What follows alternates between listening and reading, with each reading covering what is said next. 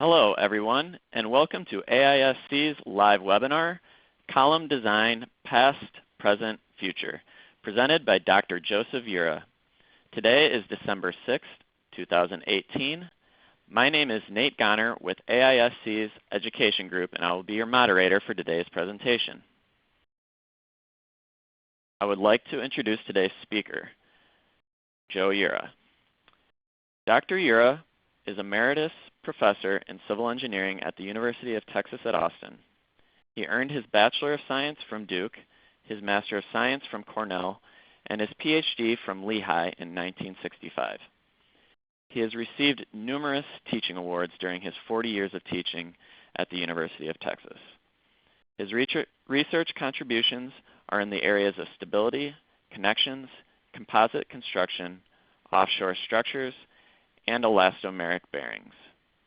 He served 32 years as a member of the AISC Specification Committee and has received the Lifetime Achievement Award higher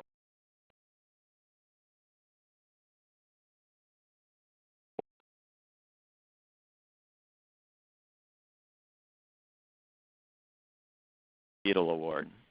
In 2000, he was elected into the National Academy of Engineering for his work in stability and bracing of steel structures. We are very excited to have Dr. Ura here today to share his perspective on column design. So thank you for being here, Dr. Ura, and I will now turn the floor over to you. Okay, thank you, Nate.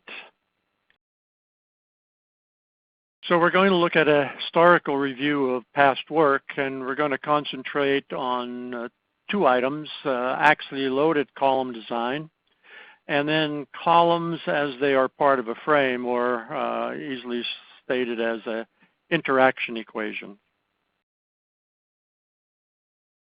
Why do we even want to do this? Well, I have found from my experience that the best way to teach a subject is in the order it evolved, and also it really helps to guide and predict what we might want to try in the future. The lecture is broken down into time periods, and we're going to start with the ancient designs of stone columns as representative in the temples that were built during the Greek times. Now, the design procedures of the Greeks were documented in a book by Vitruvius called the 10 Books of Architecture. And for column design, the Greeks used nature. They used the footprint of a human as the denominator and the body length as the numerator, and came up with a couple of rules. So there were multiple column curves during this time, one associated with the proportions of a man and one related to the proportions of a woman, which were different. What's interesting is if you add the base for women, the ratio of height to foot size is about 10.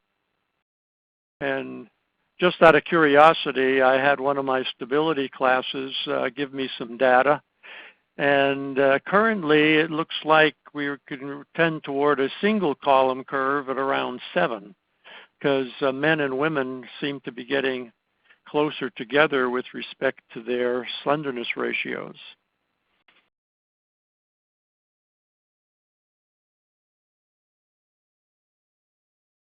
Now, during this time, what we had were the concepts of equilibrium were understood, but we didn't know anything about stress or strain.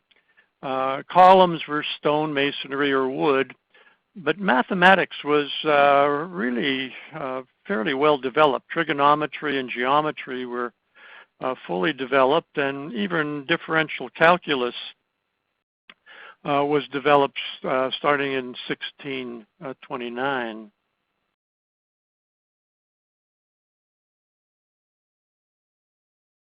So with masonry columns, we just had the Greek recommendation, but we started to get some indication during the period of 1650 to 1800 of a more mathematically developed situation. What we knew in this time period was Hooke's law, which said that the force was proportional to the change in length. The Bernoulli brothers were tremendous mathematicians and also engineers, and they determined that through geometry and equilibrium that 1 over the radius of curvature of the curve was proportional to the moment, which is something we currently use. Cast iron was starting to come into structures now. There were still major math advances. For example, Euler developed calculus of variations. And the tools of the engineer, the slide rule was developed. Well, the earliest cast iron columns just followed the proportions of stone columns. But during this period, 2 Euler solutions appeared.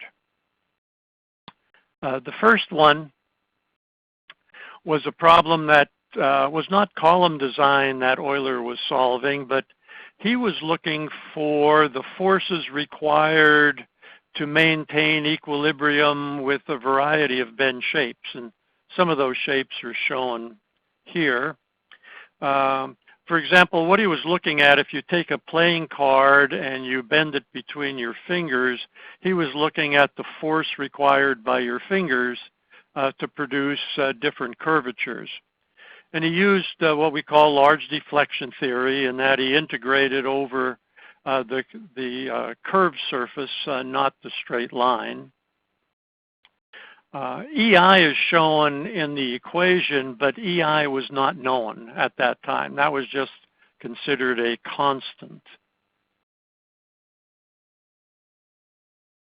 The solution he developed is shown in the graph on the right side, where the force related to various deflections are shown.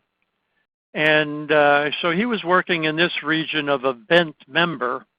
But what he found was that if you got short enough, the member did not bend. And he found this result astonishing and published the formula showing pi squared, not EI, because he didn't know that. He just called that a constant, over 2L squared.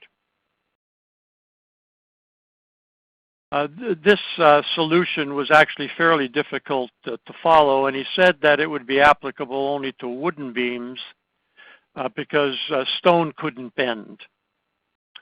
13 years later, he came up with the column formula that we now call the Euler formula. He did a pin-ended member, and now using a simpler differential equation, the one we currently usually use, pi squared y double prime is equal to p over moment over EI. And that yields the Euler equation, but again, he didn't know about EI. But what he did do was tell us how to get that. He said, take a member like a cantilever and apply a lateral load to it. The formula for deflection was known. That is the proportion. They didn't know EI. But if you put in a known force, and with the length and the formula for deflections there and the measured deflections, you could then calculate EI for plugging into his Euler equation. Now, these equations were not used mainly because they related to very slender members, and existing columns were much stockier. But also there was criticism that the solution was not correct because it didn't compare to some test results. During the 1800 period, early in that century, we determined concepts of stress, strain. E and I were established by 1820. So engineers could now actually calculate the stresses and deflections of simple beams. Wrought iron compression members came into use and were in use until about 1880, when steel started to creep in. Interestingly enough, bending problems could be solved fairly easily, but the forces in the truss could not. The method of joints for truss analysis wasn't developed until about 30 years later. Then we could determine the deflection of a flexural member, and that's sort of interesting. The first metal column design formula was developed by TREDGOLD in 1822, and he suggested that the columns should be designed for members with some initial load eccentricity E, and he solved or attempted to solve the problem of the effect of axial load on continuing greater deflections, and used a first yield limit. So he added the axial the axial stress and the bending stress and compared that to yield. He did make an error, however, in that he assumed that the deflections caused by the effect of axial load had exactly the same shape, a parabola, as the end moments. And that was incorrect. And he did this for a rectangular section, and you got the formula shown below. We'll see a plot of that a little bit later.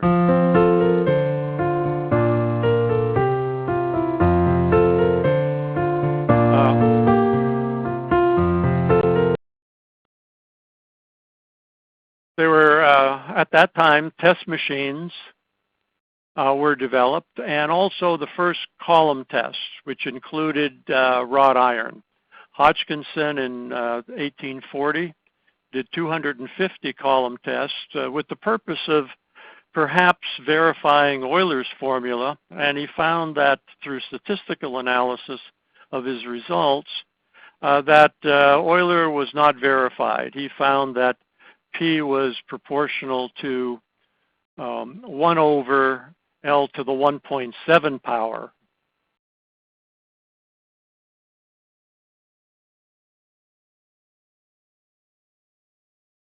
Now, the exact solution to the column with end eccentricities was developed in 1858 by SCHEFFLER, and he, using the same yield limit that TREDGOLD recommended, he came up with the formula shown, which is what's called the Secant formula. We'll look at that in more detail later. But TREDGOLD's formula was used for about 30 years when Gordon decided to make some changes because of complaints of engineers that you had to assume some initial eccentricity at the ends.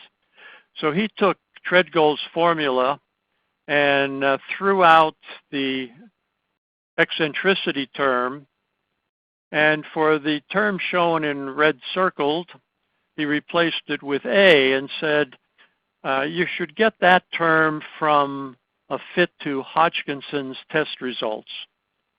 And a few years later, Rankine, who was a colleague of Gordon, generalized the formula by changing the D for a rectangular section to a radius of gyration for any type of cross-section.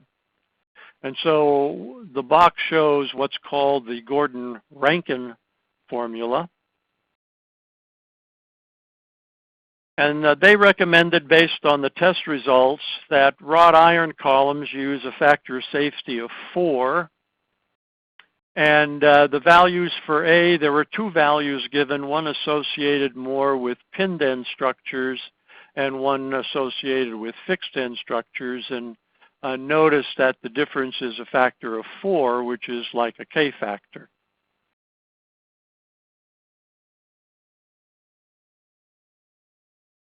Now, Perry in 1889 took the Gordon-Rankin formula and suggested that A could be replaced by the formulation shown, which is really associated with the ratio of the critical stress to the yield stress inversely. That's what TREDGOLD had, except he didn't have the pi squared there. He had a 3/2.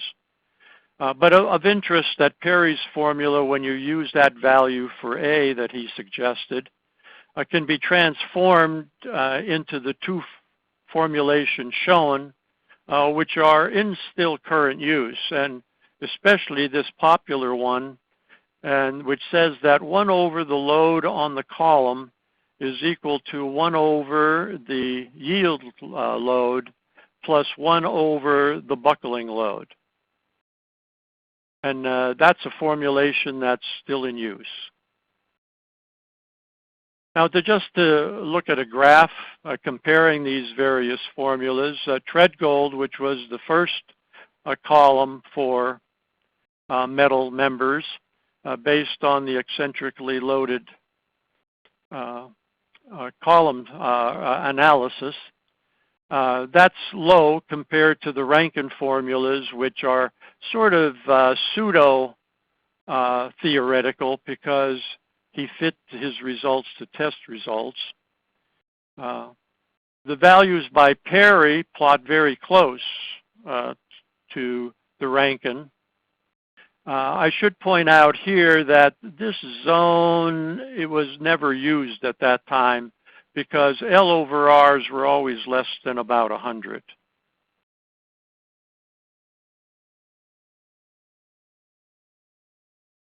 Now, going back to SCHEFFLER's exact solution to the eccentrically loaded column, that problem was very difficult for practicing engineers because P appeared on both sides of the equation, and the one value of P is within a trigonometric function.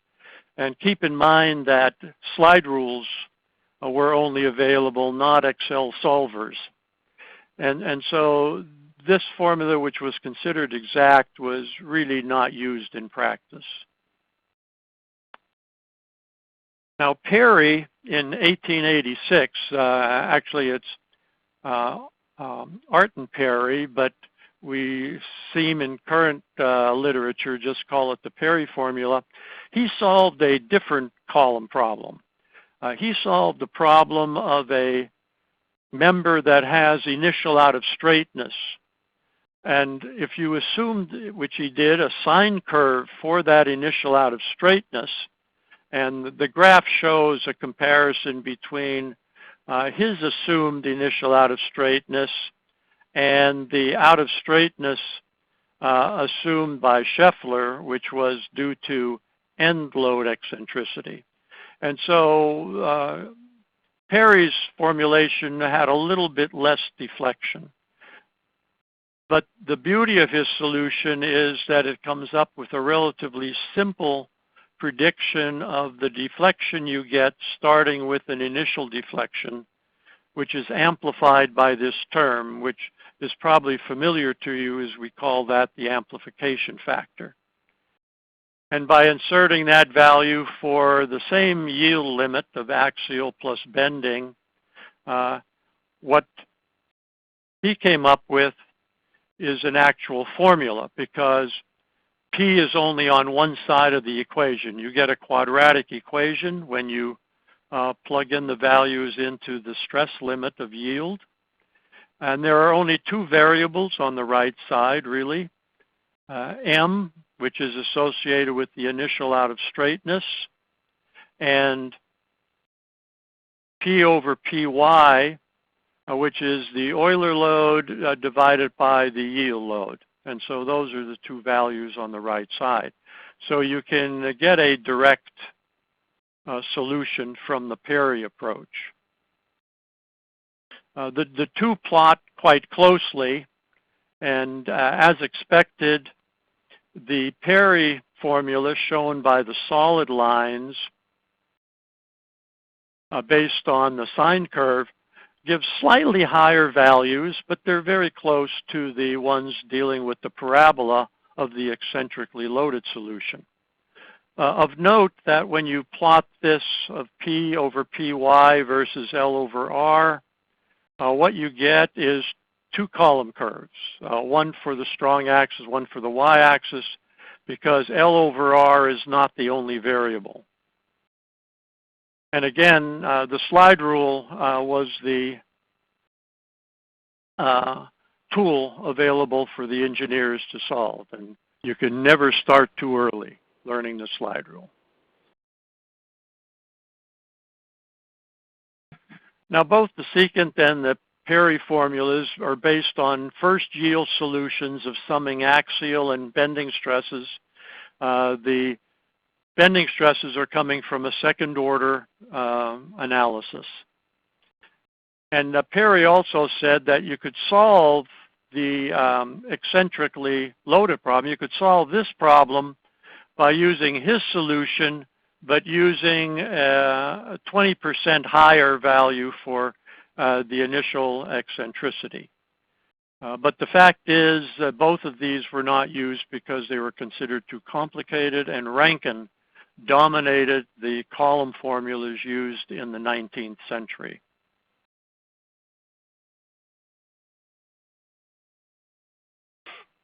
Near the end of that century, Euler was finally verified by some careful elastic tests with knife edges. And for materials that didn't exhibit a linear stress strain curve, Engesser extended the Euler theory to inelastic. He had two theories, so there was a controversy for many years. Steel started to replace wrought iron, and railroad bridges were failing at the rate of 1 per week, and that was an average over a 10-year period. That was due to a variety of reasons, one of which was that individual engineers were just using their own column curves. Engineers developed their own specs and column formulas.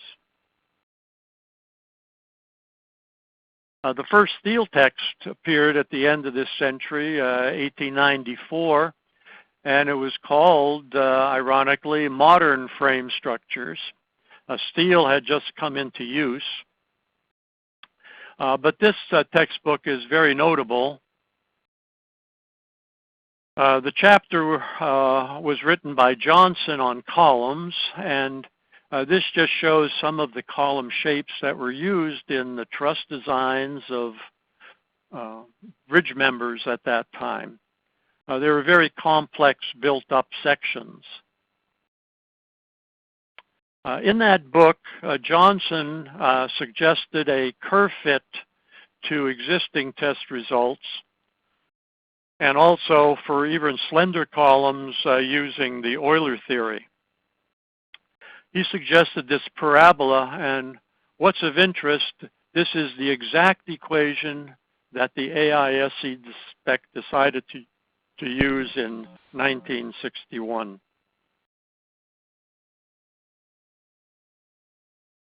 This just shows the plot. I'm not going to go into details of this, but basically his parabola, which is shown here, was a curve fit to the lower bound of the variety of tests that were conducted at that time.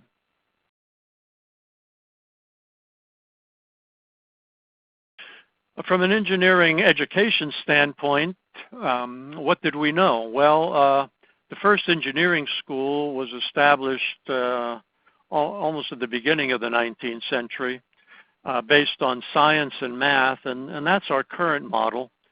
But British and U.S. education didn't follow that approach. They used more classical education and then practical shop type courses for the engineering courses. Congress in 1862 established land-grant universities. At that time, there were only 4 engineering schools in the United States. But by the end of the 1900s, there were 100 because of that congressional action.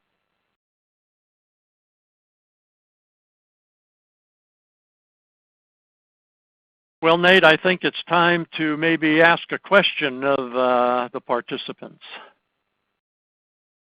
All right, that sounds good. So now that we got ourselves to 1900, we have our first assessment question, and it's a true or false assessment. And so you can select the answer you think is correct by selecting it on your screen. And so the question is this true or false, the statement? The first metal column design formula was a fit to test results. Is that true or false? Again, the first metal column design formula was a fit to test results. All right? I'm going to give everybody a chance to get their answers in. It looks like we're starting to slow down here, so we're going to go ahead and look at the results. Dr. Yura, it looks like about 55% are saying that's true, and about 44% are saying that it's false. So a little bit of a split decision. So what's the correct answer? Failed as a teacher here. It's false. TREDGOLD developed the first metal column formula, and that was based on an analytical solution to an eccentrically loaded member.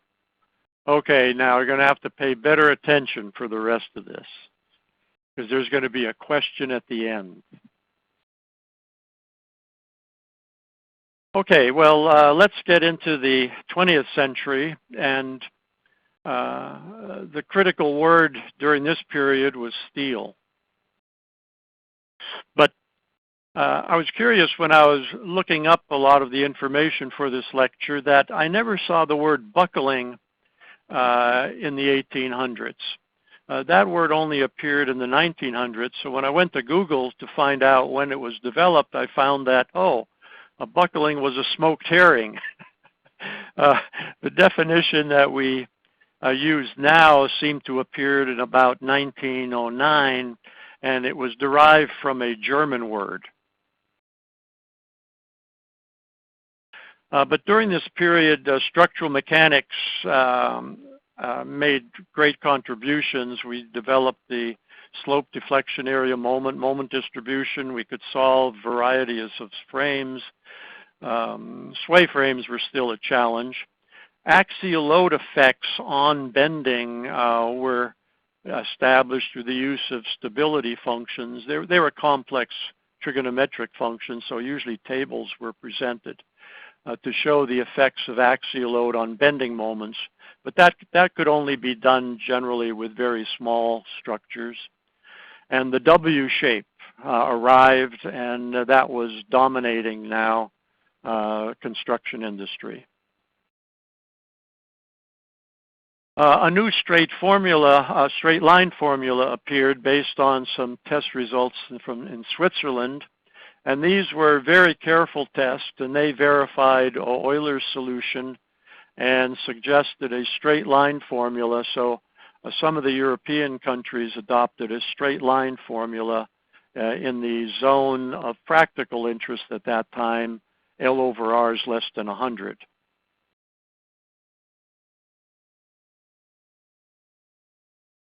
The column design situation during the period near the end of World War II was limited to L over R's of 120.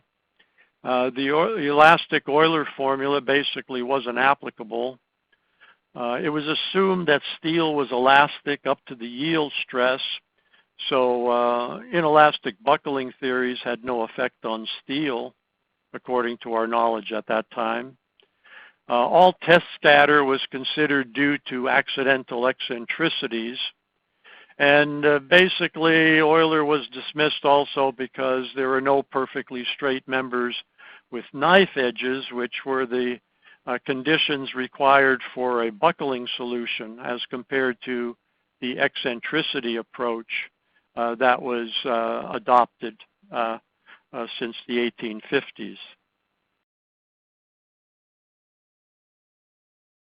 A famous bridge collapse occurred in 1907, the Quebec Bridge. The failure was due to a problem with the compression members down in this zone. I won't get into so much those details, except to say that this was a design based on one engineer's specifications, and those specifications were unusually liberal for the time period. And one of the major effects of this collapse was the beginning of the development of consensus steel design specifications. That is, design based on a group of individuals as compared to an isolated engineer. After that failure, ASCE established 2 column committees that worked during the period shown. And they were charged with determining the strength and safe working values of steel columns. And they planned planned and executed a large test program. 2 very large test machines were purchased for that purpose. And 320 tests were conducted, mostly flat-ended, some beam columns. But ironically, no column property or no material property tests were conducted from the material of those cross-sections. After about that 25-year period, the conclusion by the ASCE committee was that the secant formula best adapted to the various orientations of end eccentricities compared to AYRTON-PERRY. Note that they're still considering basically a column that's eccentrically loaded. They recognized that the secant formula was formidable for practicing engineers. So they found that a parabolic formula was a close fit to the secant formula for L over R's less than 140.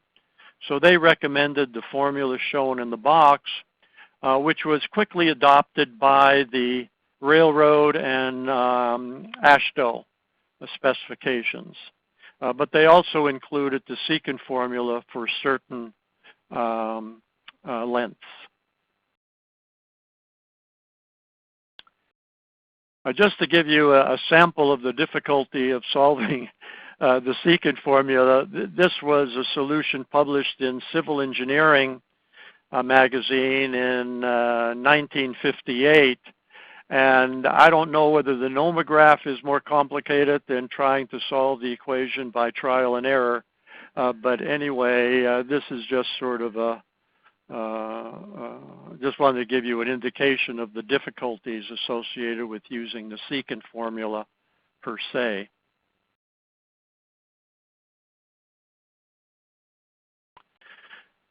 AISC was established in 1921, and the first specification appeared in 23, the Code of Practice in 24, and the first manual in 25, which cost 50 cents, and was 78 pages and included a commentary. If you have access to that issue, don't bother reading the commentary on columns because it didn't reflect the knowledge at the time. It was more 1880s vintage because the specification members at that time were mainly associated with the railroad industry. But the first formula that was published in that specification was a Rankine type formula, shown here. And it had a cutoff at this region, which was associated with a smaller factor of safety than you could have with tension, which would be up here. And they also use the word crippling many times to associate with yielding. The crippling usually visually was shown up by plate buckling of the various built-up shapes. But if I remove that limit and just continued this formula, you get this curve. It was stopped at 120 at that time, but in 1946, the AISC extended L over R's for main members up to 200, and they just used an adjustment on that Rankine formula. Of note, that collected formulation appears very close to what we currently use. Our current column formula is shown by the green dashed lines.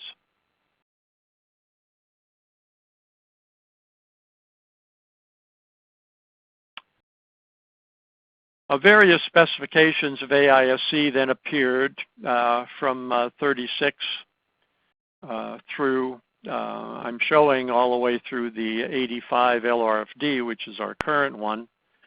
But in 1936, AISC switched from a Rankine type to a parabolic equation. And parabolic equations were used all the way up until 1985. They had a single factor of safety at this point, but if we use that same 36 formula with the variable factor of safety that was used in 63, there wasn't much difference.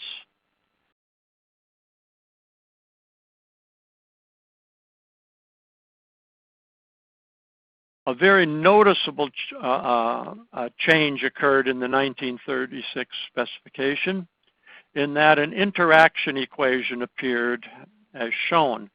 Formerly, engineers added axial stress and bending stress and compared that to the smallest stress, whether it was obviously compression or tension or bending. And the interaction equation shown was developed by Jonathan Jones, who was a member of the SPEC committee and also a member of the ASCE column committee. And what he suggested was using a ratio which compared the axial stress to the column formula, and then you added the bending stress to the allowable bending stress. And that formula is not derivable, but it was the basis for, in a sense, what we currently use. From an education standpoint, in this century, education in the U.S. changed a lot due to the presence of Timoshenko in the U.S. He arrived in 1922 and was here for 50 years of his professional life. When he arrived, he said that his children were being educated in German engineering schools because the U.S. did not have any good engineering schools. They were still following pretty much the English practical approach. But since then, the universities in the U.S. have become pretty good as we've morphed into the math science model for engineering education.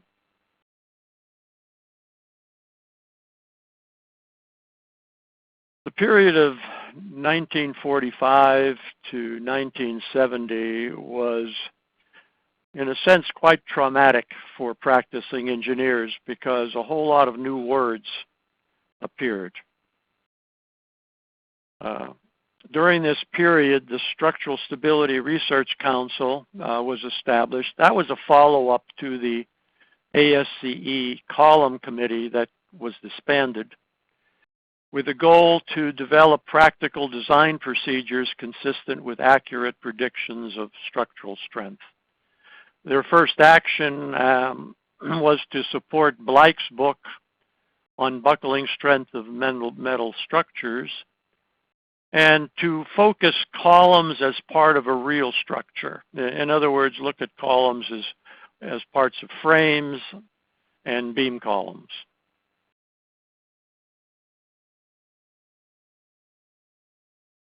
At this time, some tests on stub columns on whole cross sections showed that there was a proportional limit for steel. Because prior to this, it was always assumed that steel was elastic all the way up to the yield point. And with that, the tangent modulus buckling theory, which had been confirmed by Shanley, seemed to be an approach that could be taken for column design, since we didn't have linear stress strain curves all the way up to yield. The explanation for the proportional limit was the presence of residual stresses. And so the claim was made that that could explain the test scatters that always had showed up in the test results. And Blyke's first chapter recommended using a buckling theory, that is, a theory based on an initially straight member that's purely axial load, and looking at buckling theory as compared to an eccentrically designed member.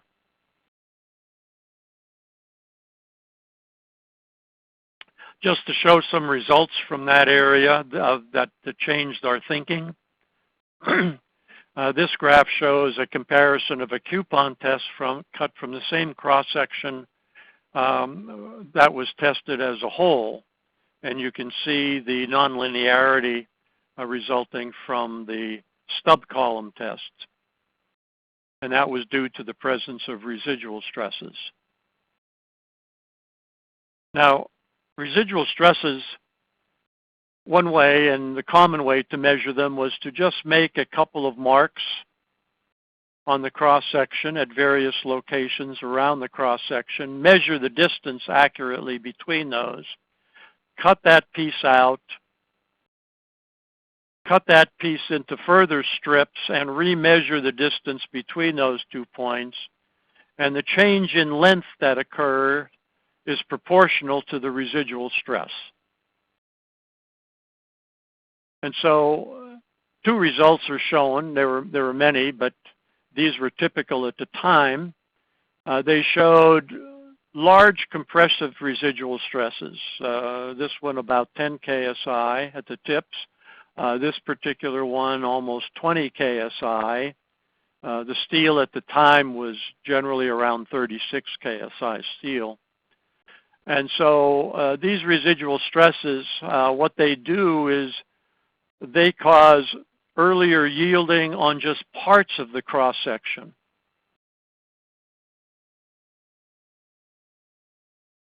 And that's illustrated in this slide. When you add a load P to the cross-section that contains residual stresses with compression at the tips will yield first. You know, our calculations from P would think we have uniform stress over the cross-section, but in fact, it's non-uniform stress within the cross-section because of the residual stresses. And when the tips yield, at yield, the stiffness of the material is 0. Now, it's supporting a load, but that section has no stiffness. In a sense, the cross-section is shrinking. And only the elastic portion remaining can resist bending. And so there's a loss of stiffness of the cross-section resulting from these residual stresses as we apply axial load.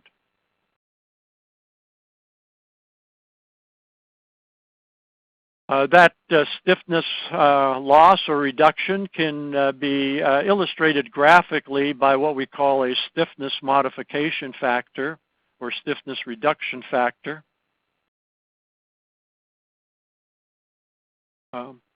If members were elastic and they buckled, it would follow the dash curve here. But here we have a column curve, which we're claiming is due to residual stresses. And the ratio for a given axial load between the column curve and the Euler curve at that L over R is a measure of the stiffness that's remaining. In other words, this is how much you're losing because of the presence of residual stress. Now, AISC has produced that ratio and in some tables. which have various uses, which I won't go into right now. But for example, if you had an axial stress of 29 KSI, you'd go into the table and it would say for 50 grade material, the number is 771. And what that says is you've lost about 23% of the stiffness of your cross-section because of the presence of residual stresses.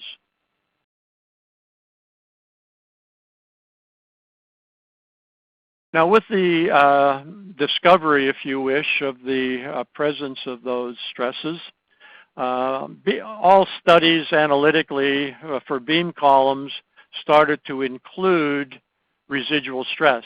And the common one that was used is shown here, which we call the Ketter residual stress distribution, because he was the first one that did this. And we have continued this up until the present time. All our solutions have assumed that the cross-section has a residual stress given by these equations, a value of 0.3 Fy at the tips of the cross-section. With 0.3 Fy at the tips of the cross-section, a buckling solution would show a drastically different solution for weak axis compared to strong axis, because the moment of inertia of the remaining elastic portion is affected by the cubic of the depth of the elastic section, whereas in the strong direction it's a linear function. And so there were two column curves developed for buckling, but that was going to be complicated for design, so the AISC SPEC committee suggested a parabolic fit. It fit with the parabolic equations that were used previously, and it's sort of halfway between those theoretical buckling solutions. And in this case, the Johnson parabola, developed in the late 1800s, was used for the column curve. Introduced also at this time were effective lengths. That is, the buckling solutions are affected by the boundary conditions at the end of the members. And there were two graphs provided by this in the specification commentary for use.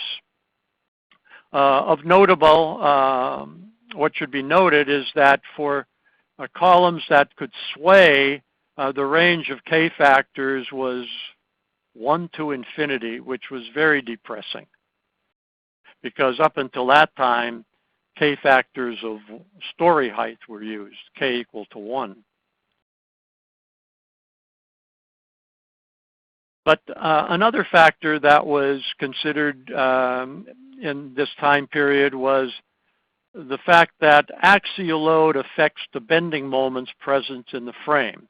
First order analysis ignores that, and so we're going to illustrate that with a little example of an L frame here that has some lateral load on the beams that's producing a bending moment in the frame, and the first order analysis, which ignores any axial effects, would produce a moment diagram shown, and we have non-dimensionalized the moments by 1/8 WL squared. So it shows that there's a moment at the top of the column of 0.5. There's a rigid connection here, so that helps out the beam moment diagram. And for this case, using those nomographs, since there's no sway, a K factor of 0.84 is in order, which would permit a critical stress in the elastic region of 40% higher. And what I'm going to present is just elastic behavior.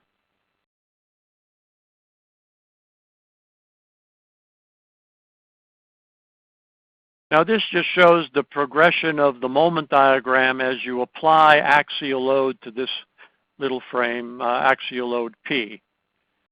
At a value of 0.5 PE, we can see that the moments at the joints are reducing because the axial load is affecting the stiffness of the column.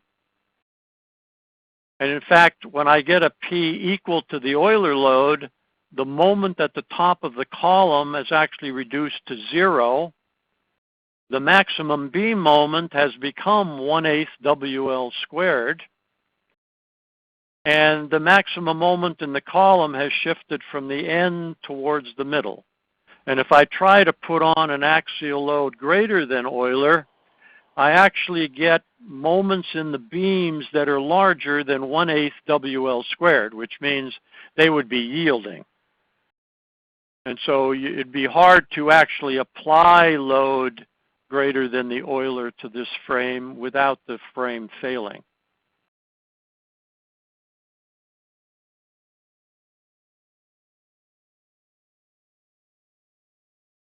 Now the AISC equation shown here used that change in moment in the interaction equation.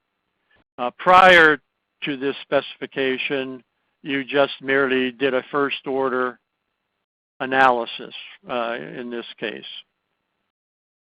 With the new specification, there were some changes made, and we'll explain those on the next slide.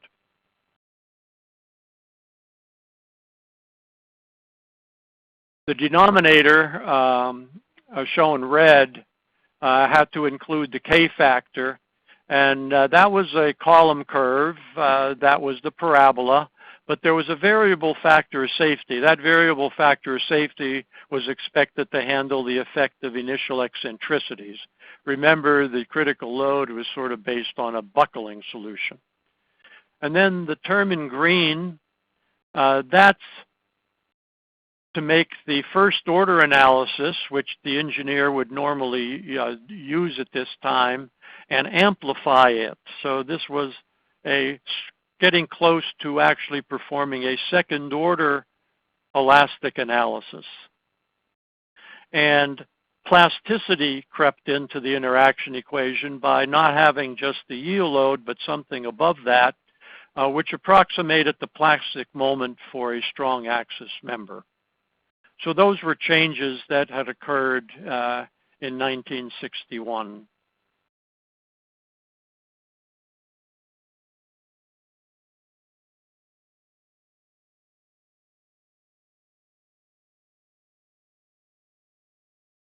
Also, I'll be showing later a more of a significant use of that. In plastic design, the ultimate strength of the cross-section subjected to some moment and some axial load is shown here for strong axis bending. And the range of strengths is very narrow for a wide range of cross-sections, from a W1235 up to 336, gives a very narrow range. But we'll see the significance of that later.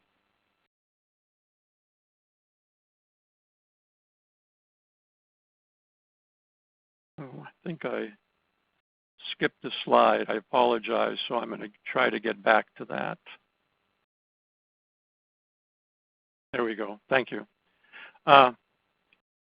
Just continuing a little bit with the frame. This just shows a plot of the moment at various stages of axial load. What I'm plotting here are the moments at various locations. The green shows the maximum load in the column. This curve shows the moment at the top of the column, and this curve is showing the maximum moment that's occurring somewhere in the beam. The analysis that the engineer has done is down at this location, and the specification, through the use of its amplification curve, has produced the dashed line here, which you can see is a very accurate modification that mimics the actual second order analysis shown by the solid line. Notice that as soon as you get axial loads greater or equal to the Euler load, you now get moments that are greater than 1/8 WL squared. So these second order effects creep into the beams themselves. The concentration at this time, however, was always just with respect to the column.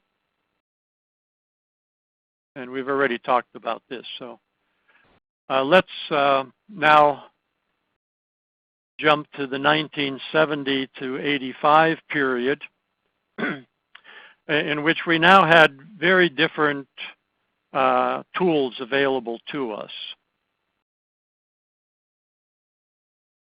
We found out during this period a number of things. First of all, that the K-factors for developed in unbraced frames as applied to individual columns had very little meaning, because an individual column in an unbraced frame could not, in a story, could not move laterally. The entire story has to move. So that introduced what we call the summation of P concept, where you could develop an amplification factor for a story by summing up the critical loads that you would get from your nomographs and compare those to the summation of the story loads that were actually on that particular story. One limitation, however, is you could never put on more column load than that column could support without swaying.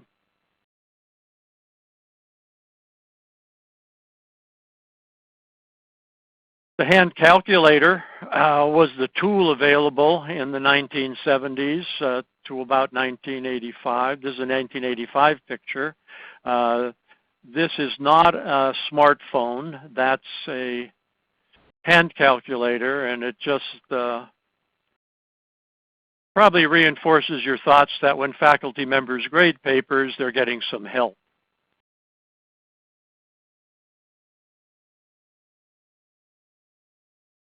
In practice, there are programs now available for first order structural analysis, but not second order. At the universities, we had mainframe computers, and we could do now second order inelastic ultimate strength analysis that included the effects of out of straightness and residual stress. And so the buckling approach was now being discarded. And we were looking at members that actually are not straight. And we were also focusing at this point in time on beam column interaction equations.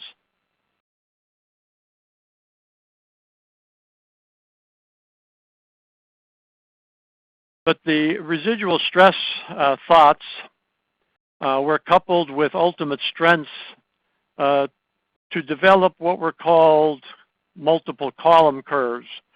This basically was started in Europe and quickly followed up in the US. In Europe, they did 100 or 1,000 rather pinned end column tests and supplemented that with some numerical simulations, and they ended up producing 5 column curves that supposedly then were provided more reliability to column design. In the US, taking just an analytical approach, some similar curves shown dashed were developed. The multiple column curve approach required the use then of a selection table where you had to determine, depending on whether you had XX or YY or hollow sections, and this is just part of the table taken from the Eurocode of 1993, that you had to use particular curves depending on your cross-section geometry.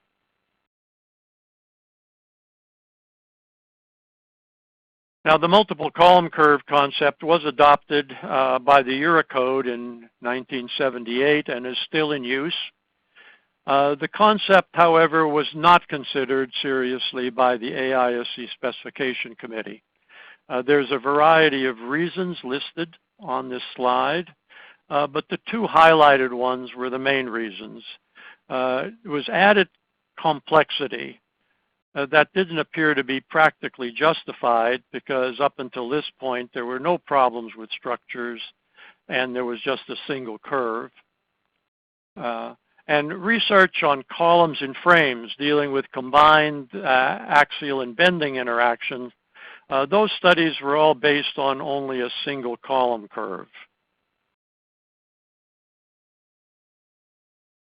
The single column curve that was adopted in 1985 was based on a solution by Galambos of a single column with residual stresses with an initial out of straightness of 1 in 1,000, but it also had some small end restraints. That G of 10 was just representative of sort of simple, what we would call pinned end base conditions.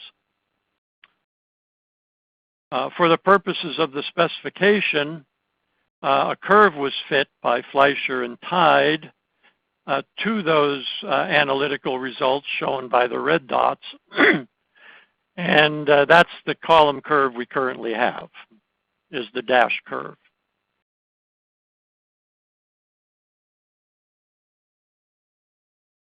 Beam columns equation was based on a study that lasted about 8 years. It considered over 2,000 unbraced frames that were analyzed for maximum strength. The columns were subjected to axial load and lateral loads, but they were considered initially straight but contained residual stresses. In addition, some full-size 2-bay unbraced frames were tested along with laterally loaded biaxial restrained columns to evaluate the suggested approach. The frames that were tested included leaner columns, as you can see, and also restraints at both ends. Some typical results are shown in this slide, and we'll spend a little time with it.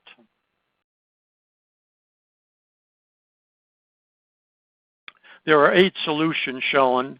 In all cases, the P applied is 0.5, and then lateral load is applied until the structure fails, with delta being measured.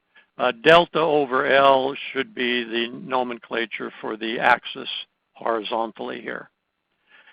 Here is the applied moment P, HL over 2 on a single column. Strong axis and weak axis are shown. Solid lines are for frames that residual stresses were neglected in, and the ones that the specification was produced are shown as the dashed lines. We specified residual stresses in the specification provisions. But I want to note a couple of things here. One is, for strong axis, the residual stress effect isn't as great as the weak axis. So weak axis is dominating by residual stresses. These curves here are for more slender beams, so more flexible, so there's greater deflections, and these are for stiff beams. Notice that for strong axis and weak axis with residual stresses, the weak axis is always lower than strong axis, here and here. However, if you neglect residual stresses, you don't find that to be true. Neglecting residual stresses shows the weak axis actually having greater relative capacity to its M sub P compared to strong axis. It isn't that strong axis is weaker than, but because of the M sub P difference between the two. But for very flexible frames, the results are about the same.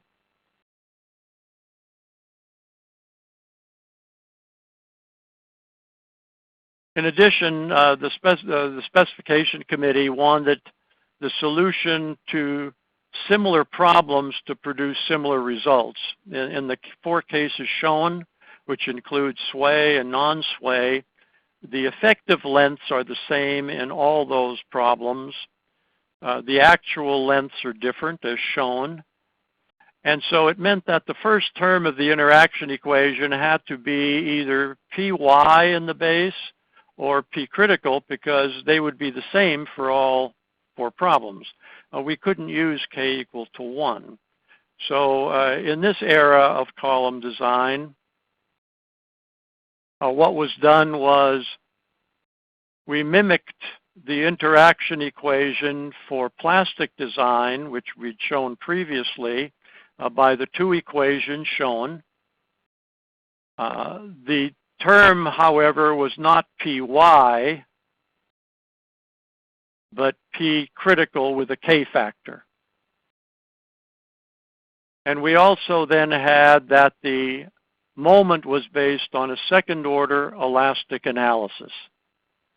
Now, it so happened at that time that programs were not generally available to the practicing engineers for second order elastic analysis, but the specification said that you must include both the P little delta and P big delta effects, but these were approximated within the interaction equation by using what we call B1 and B2 amplification factors that are still currently in use.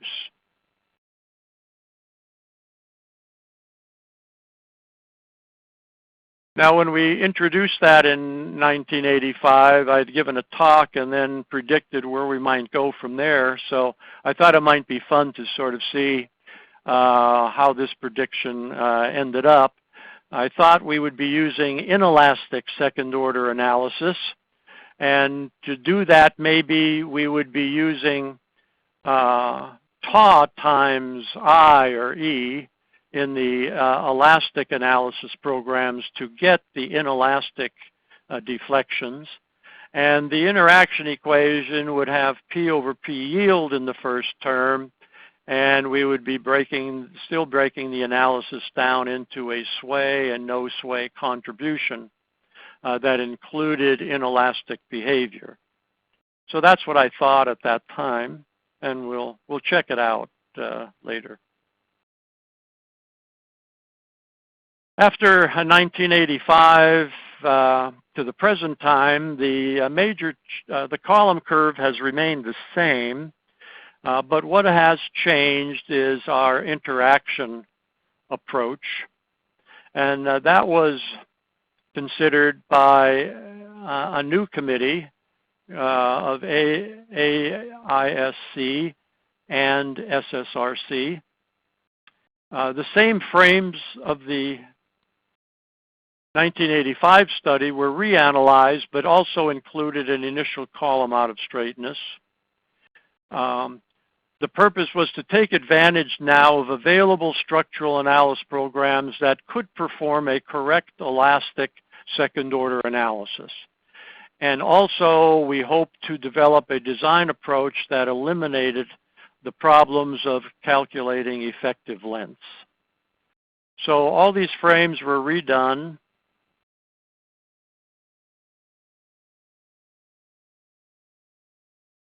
And I'm just showing one of those sort of previous curves before. Oops, need an arrow. Can't get my arrow going here, so we're going to try this. There we go. Second order inelastic analysis was conducted, and we're only going to concentrate on the one with residual stress here. But the previous interaction equation relied on an elastic analysis, which gave a delta of this magnitude, which of course is not the delta at the collapse level that we're interested in achieving.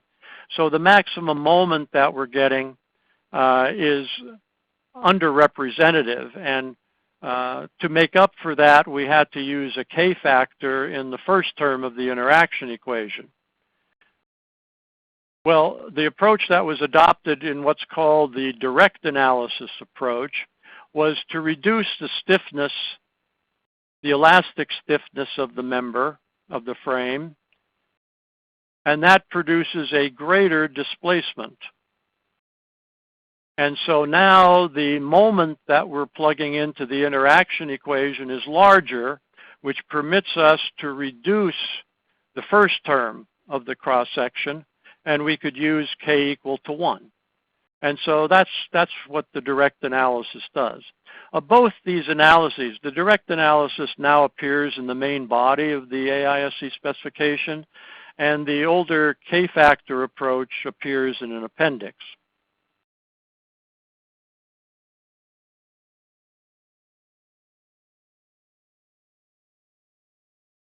And so the same interaction equation is used, but with the current one, we use k equal to 1 in the first term, and we're using a modified second order effect here.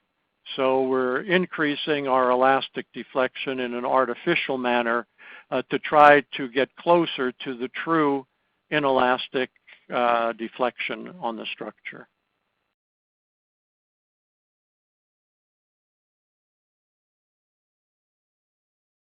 So the direct analysis reduces the elastic stiffness and uses tau to produce an approximate second order inelastic analysis using current programs that are just based on elastic performance. The downside of that is that you don't get the same answer to these same 4 problems, but that's the price we're going to have to pay if we want to use k equal to 1 and avoid the use of k-factors.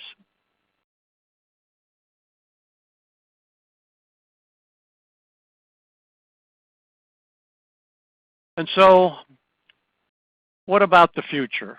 Where are we going?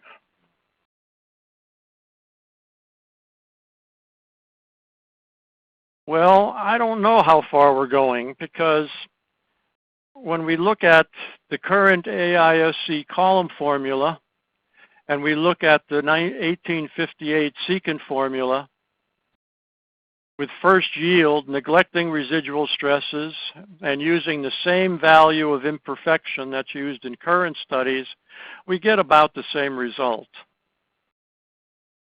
So maybe we're not going anywhere, but maybe we will. The current procedures are based on an ultimate strength second order inelastic analysis that includes the effect of 1880s vintage column out of straightness, that 1 in 1,000, and residual stresses basically from the 1960s. And what has happened is steel production of rolled shapes have changed.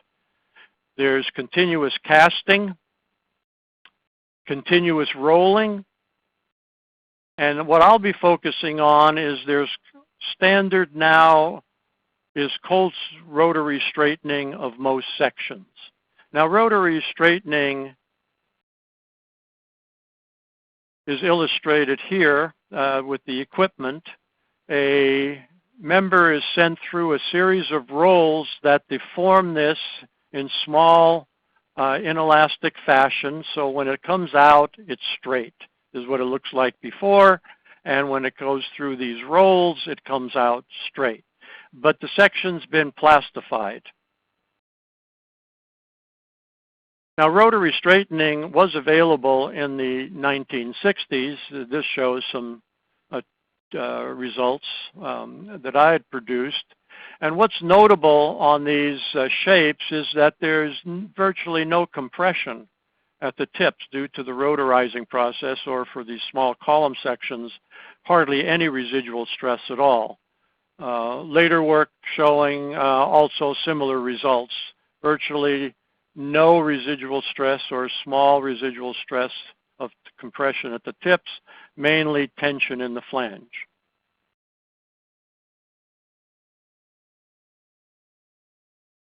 Now, currently, equipment has improved tremendously so that sections up to 370 pounds per foot are straightened. Prior in that earlier work, as only small sections could be rotorized. This shows a W12 by 65, and it shows that the section's been rotorized because this is the flange width that we see here. And these rusted marks are due to inelasticity. When steel's rolled, it forms a hard, brittle scab called mill scale. And when the member is cold straightened, the mill scale flakes off, and then a little bit of corrosion will set in when subjected to the atmosphere. And so this indicates that this 12-inch wide flange, 3 inches on each side, has reached the yield point, and that greatly affects the residual stresses, as we can see here. The solid line is showing tension at the extreme tips, not compression, as illustrated by residual stresses measured in the 1950s on this same cross-section.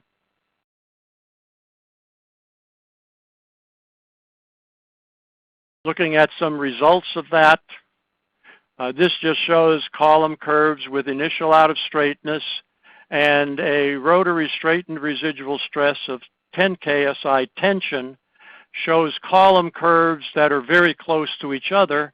In fact, the YY curve is higher than the XX curve.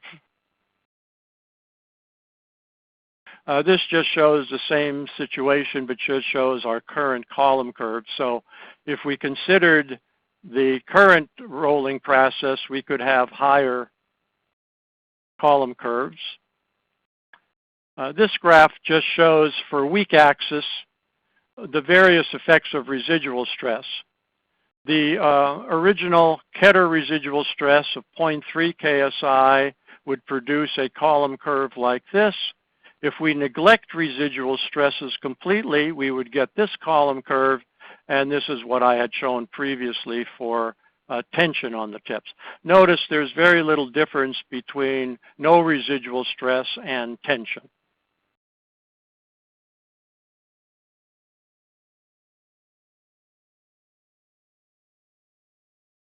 Column curves developed with no residual stress are shown here, and they show a strength increase of about 10 to 15% compared to our current column curve. But more importantly, a solution that can be derived using P over Py in the first term of the interaction equation, these other terms being familiar, and merely using a second order elastic analysis, no modifications, actually reproduce the curve very closely. So this kind of thought needs to be checked for frames, but I think that's where the future is going to be going. So in summary, the column curve itself has changed very little. The basis of the column curve has transitioned from eccentrically loaded with elastic limits to straight members with residual stresses to ultimate strength for crooked members and residual stresses to maybe looking at the plastic strength with the initial eccentricity and no residual stress. Interaction equations have been altered, and this just summarizes them. All of them here are not derivable. But maybe we'll have one that is derivable in the future. And that gets a lot closer to my 1985 prediction. So thank you for attending.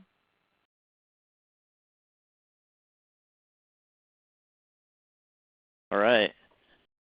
Thank you very much, Dr. Ura. We are going to take some time here and do some question and answer session here. And so just a reminder to all the audience, you can feel free to send via chat any questions that you have for our speaker, and we'll try to get to them in the brief amount of time we have here, or follow up with you in the coming weeks. But first, we're going to go ahead and, as Dr. Ura warned, put you to the test with another assessment question. And this one is also a true or false question. And so again, you can participate by clicking what you think is the correct answer on your computer screens. And so the new true or false statement is as follows. Both the K-factor method and current K equals 1 method account for residual stresses? Is that a true or false statement?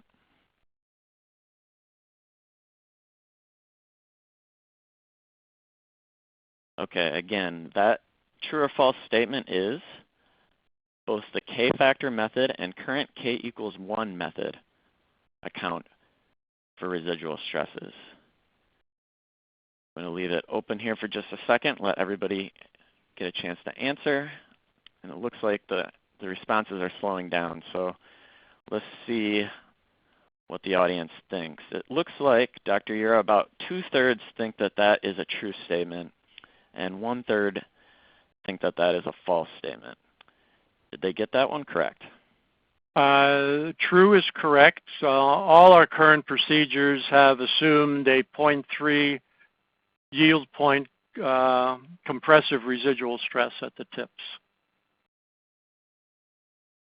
All right. Well, with that, we'll go ahead and move into some question and answers. And so the first one sort of has to do with this end discussion that you had near the end, and about what we think is coming in the future. So this person said that in the industry that he works in, he continues to see use of the AISC 9th edition and also use of the SSRC Guide to Stability Design, Chapter 15. So members with elastic lateral strengths due to open frame structures. So they tend to calculate 1/K using CL/P and N. And it has worked in their industry. But what do you think the future holds for second order analyses of open frame structures? Could you provide a little more detail there? Yeah, well, I think the future goes a number of ways. Right now, if you want to use K-factors, you can use, rather than the alignment charts, you can use computer programs to give you the K-factor. And so I would expect that in the future there'd be fewer hand calculations for K-factors and the use of K-factors developed by computer programs. So if you plug into most computer programs and say you want to do a second order buckling analysis, you're going to get K-factors. So that's what I would think would happen if people want to continue that and still use like a first yield criteria. All right. We have a couple more questions sort of related to residual stresses. Have you had any experience seeing that welding imparts residual stresses that are significant to consider in column design? Yes, my presentation here was related to roll sections, but when you weld, there are residual stresses. At the weld location, there are tensile stresses developed, and then that has to be balanced out by some compressive residual stresses. So that's one of the considerations that will have to be dealt with in the future. Will there be a reduction factor for welded sections to account for the residual stresses? But yes, there are residual stresses. The tension residual stresses are very high, generally getting close to the yield point, and the compressive residual stresses are generally smaller and spread out over a larger zone. Okay. Another question, residual stress related. Given different residual stress patterns for HSS versus wide flange sections, how does the current column curve account for such differences? The current column curve does not. And because the current column curve uses the same curve for every cross section. Rolled sections or hollow sections generally have a net effect of almost no residual stress. And so if we follow my thoughts in the future, the column curve will rise up and the hollow sections will follow along with it. Some specifications have different curves for hollow sections. AISC specification does not. Okay, so keeping with that, are your conclusions that you drew today similar then for tubular sections, you would say? As that's wide correct. flange? Yes. Okay. Residual stress distributions that you've shown here. This question is, how extensive is the information that is available as far as these types of residual stresses, and do you think there needs to be investigation of the scope that was done previously on non-strained members? Oh, is this a faculty member who's asking that question and wants to write a proposal? Maybe so. Anyway, the answer would be yes. I think there has to be more data developed on much larger columns.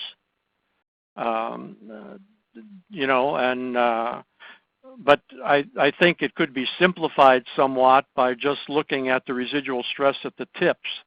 If you just check the tips and they're in tension, we can always ignore the tension because that's a help.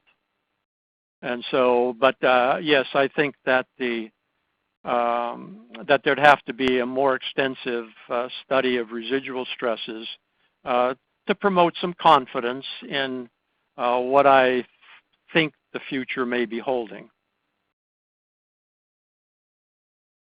Okay, and so another question related to this information you presented here. Do you think that something that might be done is actually modifying the tau factor that is being used for direct analysis method? Oh, could you repeat the last part of that question? Do you think the tau factor being used for the direct analysis method could be modified based on this information that you're talking about? Yes, but I also think that it'd be unnecessary.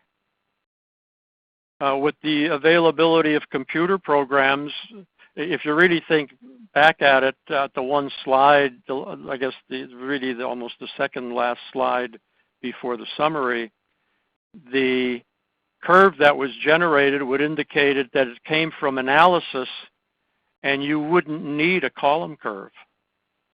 You would just get your solution directly from the computer analysis if it considers second-order elastic effects. See, part of the problem is we've never been able to reproduce analytically the equation for columns. So we fit column curves between solutions.